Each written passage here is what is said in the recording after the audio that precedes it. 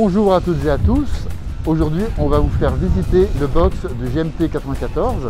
Donc, on va vous inviter dans le box.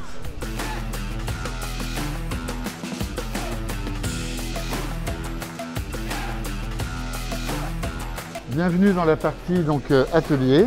Cette structure-là est la même, est identique sur tous les circuits du monde sur lequel nous courons. Ici, vous avez sur la partie Jules Cluzel, Grégory Ribera, donc son chef mécanicien, qui a les outils pour pouvoir réparer rapidement la moto, ou encore des pièces de réglage, comme les ressorts d'amortisseur. C'est vrai que c'est un petit peu l'école de l'endurance. On veut pouvoir travailler très rapidement parce qu'en cas de chute, le temps peut être très court pour finir une séance d'essai et c'est important de pouvoir être réactif. Un petit détail ici, donc on laisse dans le box volontairement. Ce sont ces petits réservoirs d'essence.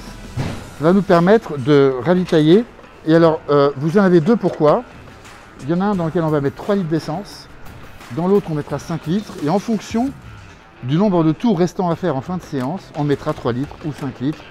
On peut, là encore une fois, gagner du temps grâce à cette pièce. Après la partie mécanicien, vous avez la partie pilote. Là, on est chez Jules Cluzel. Et puis la structure, pareil, toujours au même endroit, le casque. Ici, l'appareil qui permet de le sécher, et puis les gants, la télévision qui permet de suivre la séance quand le pilote s'arrête. La même chose en face avec Corentin Perolari. Vous notez qu'à la différence de beaucoup d'équipes, nous n'avons pas de retour. Il faut que les pilotes puissent également communiquer entre eux. Et c'est ce qui se produit dans les séances d'essai. On considère au GMT 94 que les pilotes ne sont pas des adversaires, sauf quand ils seront en piste. Mais dans le box, ils sont des référents. Donc ils travaillent ensemble pour déjà essayer de progresser eux-mêmes et se servir l'un de l'autre. Maintenant, on peut aborder la partie de la face cachée. C'est une pièce importante qu'on a juste derrière, qui est la pièce réservée à Ludovic Régnier, donc l'ingénieur data de Jules Cluzel, qui travaille également pour Yamaha, que connaissent bien les pilotes de championnat de France. Et donc là, c'est son poste. Ici, c'est Alexandre Leroy, qui est l'ingénieur data de Corentin Perolari. Et vous noterez que, comme pour le box, les deux ingénieurs travaillent ensemble. Alors évidemment, un autre élément important dans la compétition moto, c'est les pneumatiques.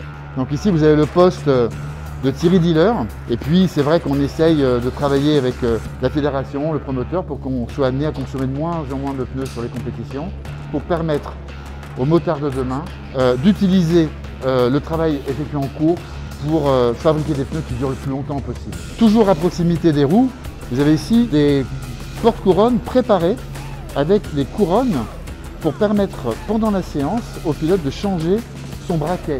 Donc le pilote peut changer rapidement s'il est une trop court ou trop long. On va pouvoir intervenir rapidement. Un autre élément important, c'est le poste de travail de Benoît Poupardin. Les suspensions, on les fait nous-mêmes. Donc vous avez ici l'appareil qui permet de pressuriser les fourches amortisseurs. C'est que quand on les démonte intégralement, on veut changer tout l'intérieur pour remplacer un tube de fourche après une chute, on va falloir repressuriser, donc il y a tout cet appareillage. Il y a encore une pièce aussi à l'extérieur. Donc vous avez ici un bac en carbone. Carbone pourquoi? Parce qu'on va transporter cette pièce, y compris sur les courses outre-mer.